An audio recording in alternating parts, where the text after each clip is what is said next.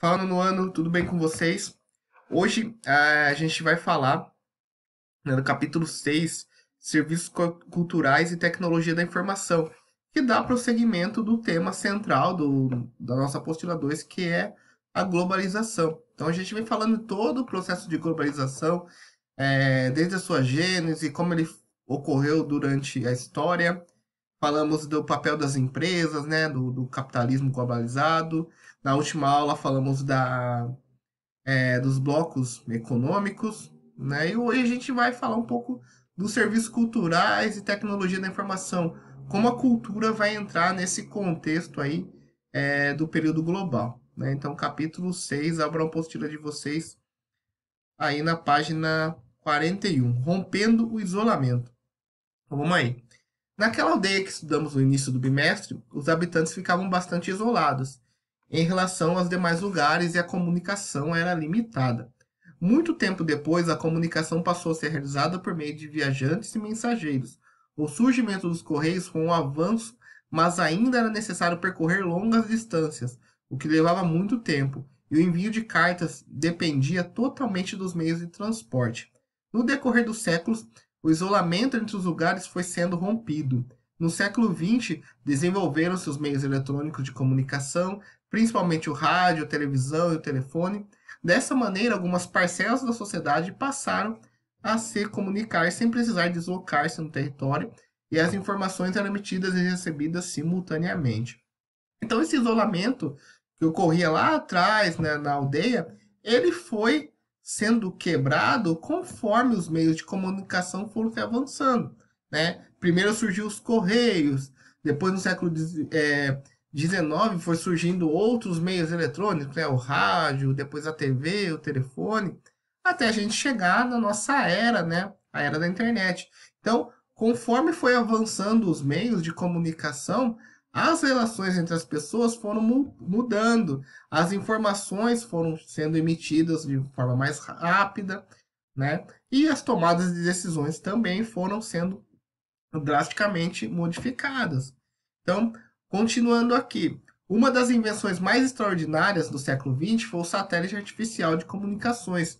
O primeiro satélite foi o pequeno Sputnik, lançado pela antiga União Soviética em 1957.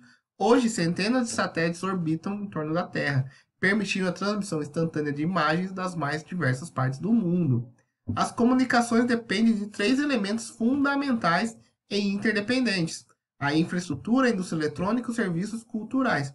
Então, para que haja comunicação, né, essa rede de comunicações que a gente tem hoje, ela precisa desses três elementos, que um vão depender do outro. Primeiro é a infraestrutura, que é implantada por empresas públicas e privadas, dotando o território de redes que permitem a transmissão de informações de longa distância. São exemplos as antigas linhas telefônicas, os modernos cabos de fibra ótica, os cabos submarinos, os satélites artificiais, as antenas parabólicas. Então, para que eu tenha internet, primeiro precisa que haja uma infraestrutura, né? Precisa ter antenas, precisa ter cabos de fibra ótica, né?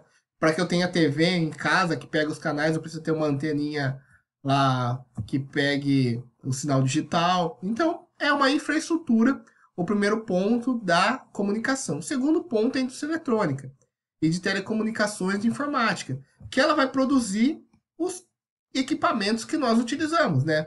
TV, rádio, telefone, smartphone, celular, computador, fax e por aí vai. Então a indústria eletrônica vai produzir esses equipamentos que a gente vai adquirir para utilizar os serviços culturais, utilizar a internet, né? E depois os serviços culturais, também chamados de indústria cultural, são representados pelas empresas de mídia, isto é, jornais, revistas, agências de notícias, aplicativos de publicidade, emissoras de rádio, emissoras de televisão, teatro, cinema. A mídia é responsável pela difusão das notícias e entretenimento.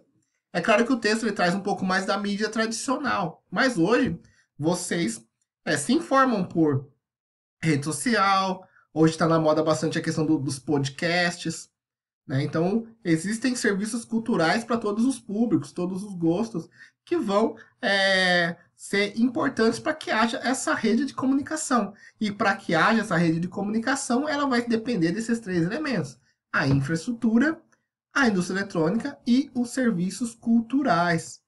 certo, nono ano? Então eu vou deixar para vocês hoje duas questões para vocês responderem, né? Com base no texto aí, a questão 1, apresente os elementos fundamentais no desenvolvimento dos meios de comunicação, e a questão 2, no que consiste, ou seja, o que é a indústria cultural, né? Para que ela serve, quais são os seus tipos, né?